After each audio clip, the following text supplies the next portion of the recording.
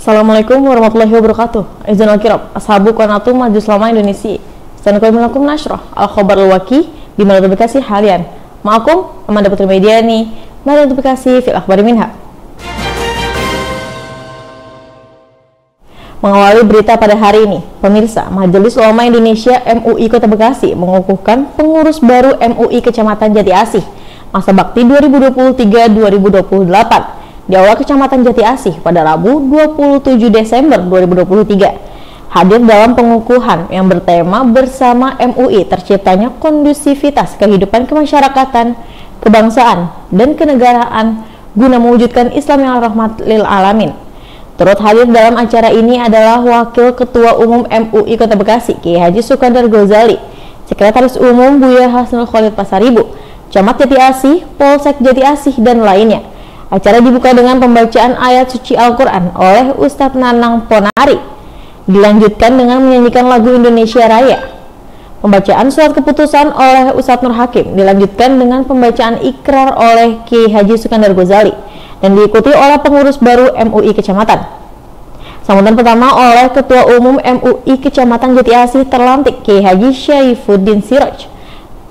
Beliau mengucapkan rasa terima kasih kepada Camat Jati Asih, Kapolsek Jati Asih yang diwakili AKP Haji Amiruddin, Ketua Umum MUI Kota Bekasi yang diwakili oleh Wakil Ketua Umum Kiai Haji Sukandar Ghazali dan Sekretaris Umum Haji Hasnul Khalid Pasaribu, juga Ketua MUI Kiai Haji Budiarjo, serta semua pihak yang turut mendukung.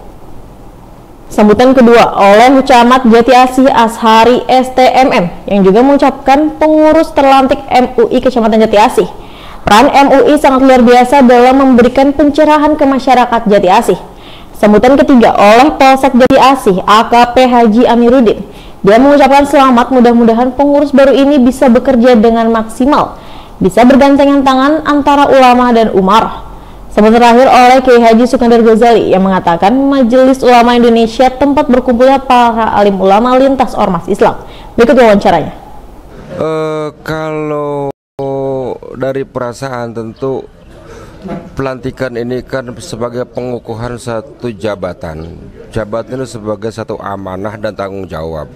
Tentu ini saya berkiblat kepada apa yang disampaikan oleh Sayyidina Umar ketika beliau terpilih menjadi khalifah, bahwa orang yang mendapatkan satu jabatan itu adalah satu musibah.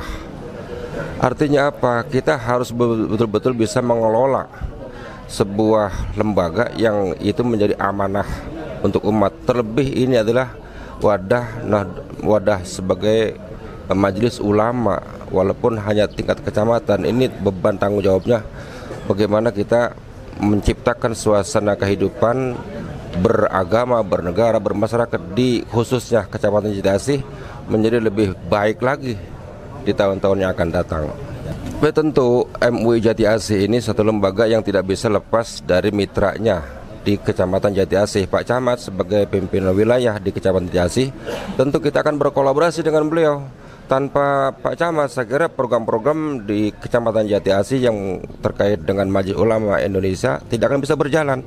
Maka kita akan adakan nanti bagaimana kita berkolaborasi, berhubungan baik, bermitra dengan Pak Camat, apa-apa yang menjadi tanggung jawab kami, dan kita minta dukungan dari beliau, dan kita mendukung program-program Kecamatan Jati Asih yang berhubungan dengan keulamaan, keagamaan, kemasyarakatan tersebut. Kita siap bantu beliau. Program-program lama dan program-program baru tentu karena masa ini adalah sebagai titik nol dari berangkatnya kita untuk mengabdi di Jati Asih ini, pasti akan ada nanti kita rapat kerja untuk MUI Jati Asih kedepankan dalam waktu dekat ini insya Allah. Tapi program-program yang lama nanti kita akan laksanakan juga. Saya belum juga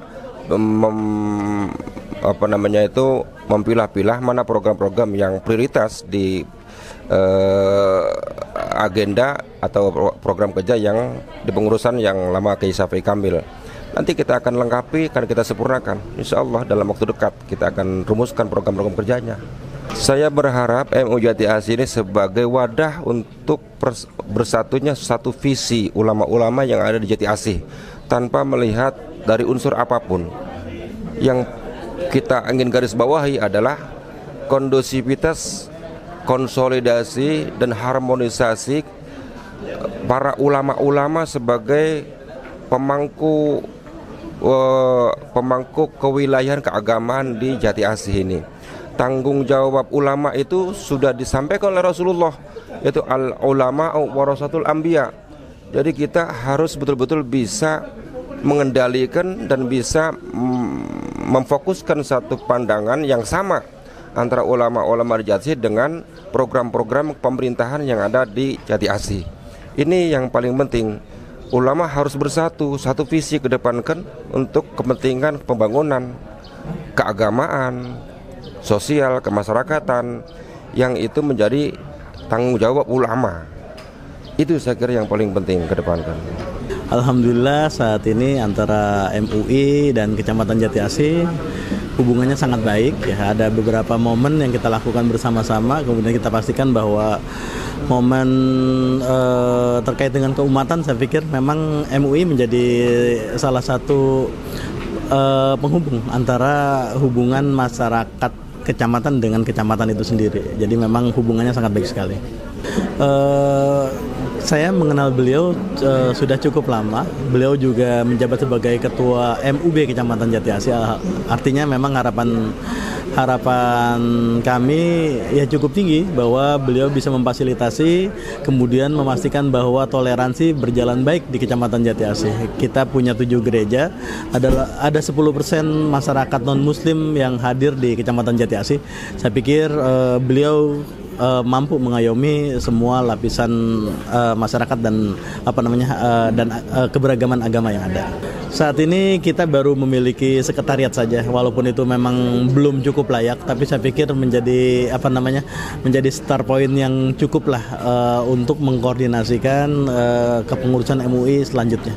Saya pikir itu. Assalamualaikum warahmatullahi wabarakatuh.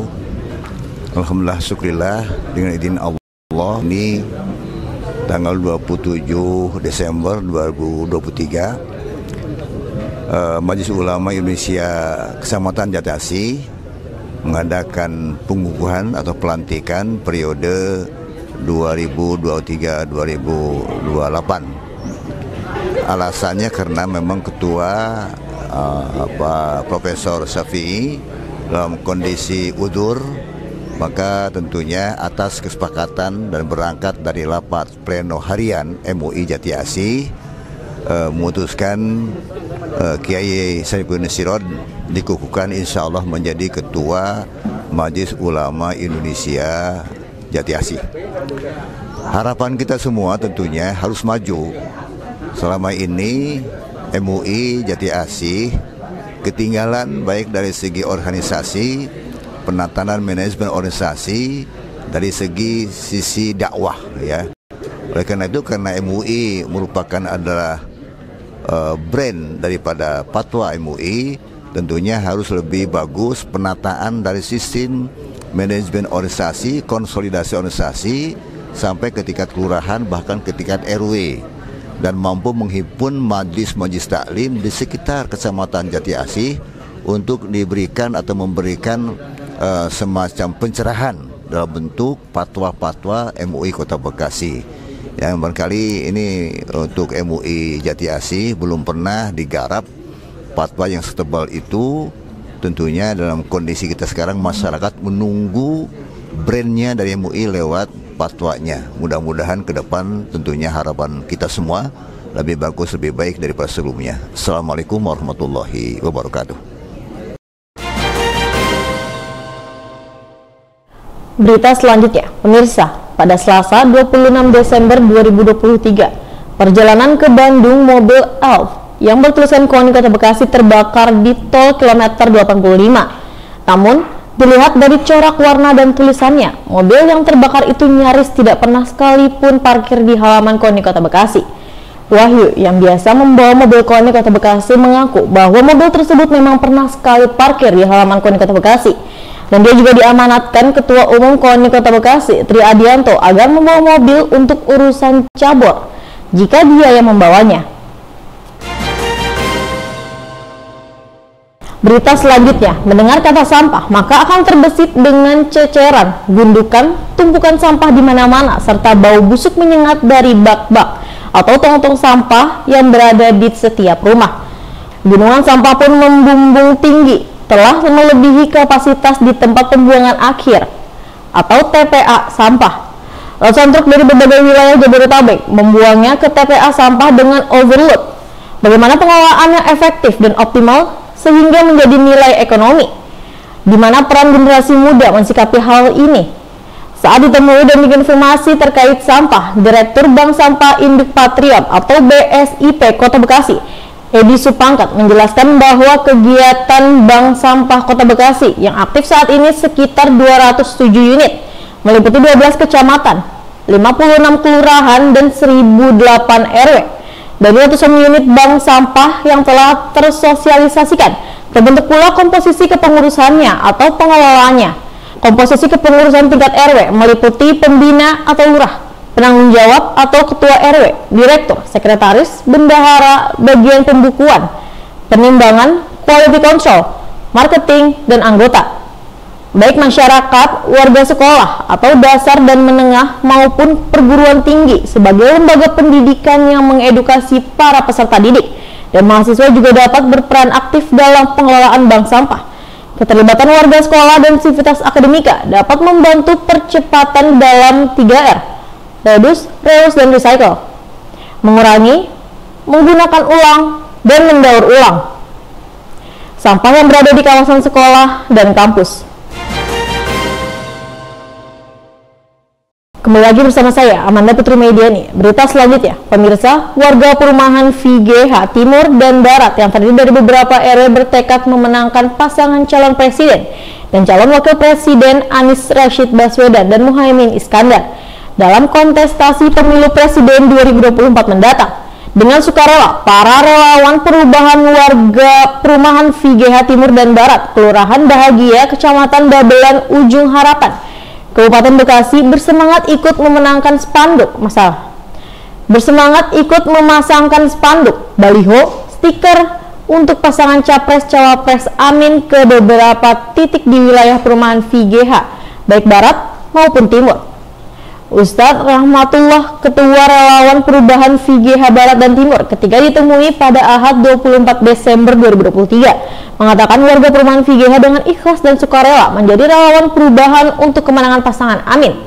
Menurutnya, alasan warga membentuk dan mendukung pasangan Amin karena pasangan capres dan cawapres nomor urut 1 ini cerdas, jujur, intelektual, dan banyak diharapkan oleh sebagian besar umat Islam. Ustadz Rahmatullah meyakini pasangan Amin akan membawa perubahan politik di negara ini menjadi lebih baik dan dapat memberi angin segar bagi umat dan masyarakat Indonesia. Mengakhiri berita hari ini, Indonesia Traffic Watch atau ITW memprediksi kondisi lalu lintas dan angkutan jalan pada 2024 akan semakin mengkhawatirkan apabila upaya untuk mewujudkan keamanan, keselamatan, ketertiban, kelancaran lalu lintas hanya dengan cara biasa saja.